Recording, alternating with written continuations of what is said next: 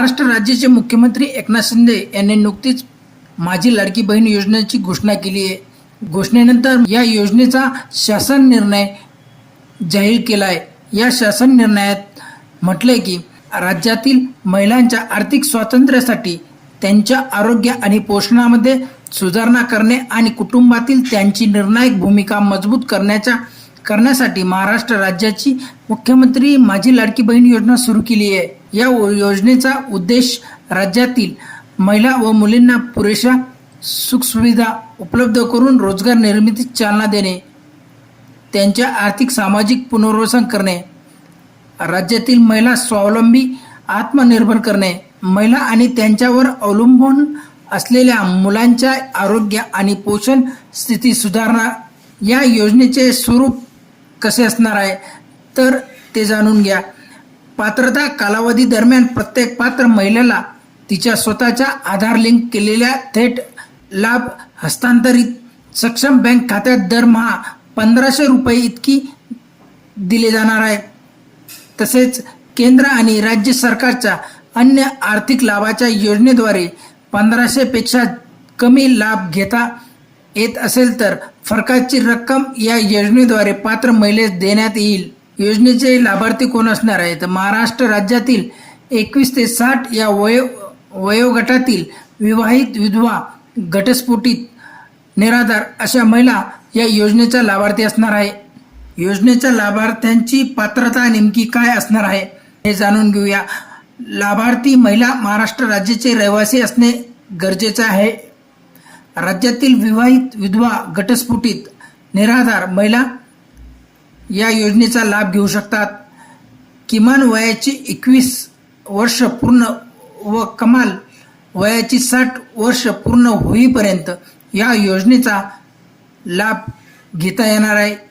सदर योजनेअंतर्गत लाभ घेण्यासाठी अर्ज करणाऱ्या लाभार्थ्यांचे बँक खाते असणे गरजेचे आहे.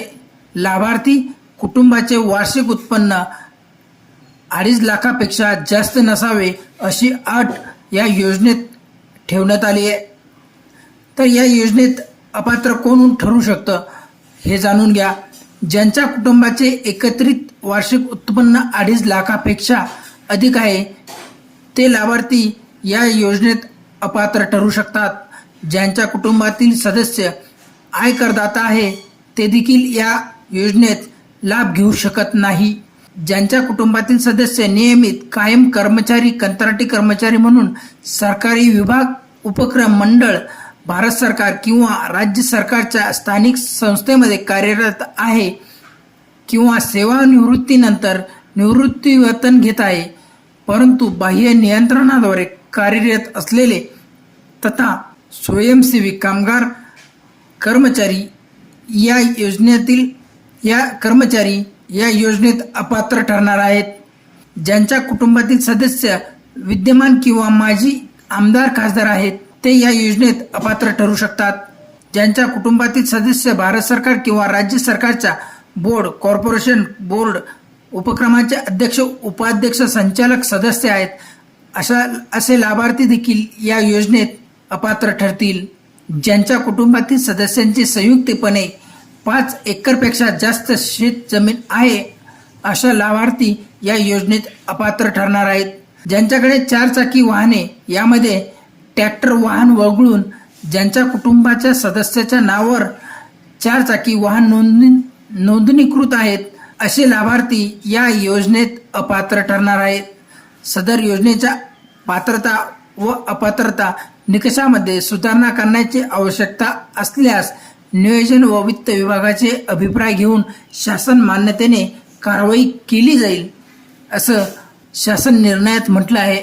सदर योजनेमध्ये लाभ मिळवण्याकरता कोणत्या कागदपत्राची गरज आहे हे जाणून घ्या. योजनेचा लाभ घेण्यासाठी ऑनलाईन अर्ज करणे गरजेचे आहे. लाभार्थ्याचे आधार कार्ड असणे आवश्यक आहे. महाराष्ट्र राज्याचे अधिवास अधिप्रमाणपत्र, महाराष्ट्र राज्यातील जन्माचा दाखला हा लाभार्थ्याकडे असणं गरजेचं आहे. सक्षम प्राधिकारी यांनी दिलेल्या कुटुंब प्रमुखाचा उत्पन्नाचा दाखला म्हणजेच 2.5 लाखाच्या पर्यंत उत्पन्न असणं 2.5 लाखापर्यंत उत्पन्न असणं अनिवार्य आहे. बँक खाते पासबुकाच्या पहिल्या पानाची छायांकित प्रत या योजनेचा लाभ घेण्यासाठी कागदपत्रामध्ये आवश्यक आहे. पासपोर्ट साईजचा फोटो देखील या योजनेचा लाभ घेण्यासाठी गरजेचा आहे. रेशन कार्ड तसेच सदर योजनेच्या अटी शर्तीचे पालन करण्याबाबतचे हमीपत्र लाभार्थ्याला द्यावे लागणार आहे.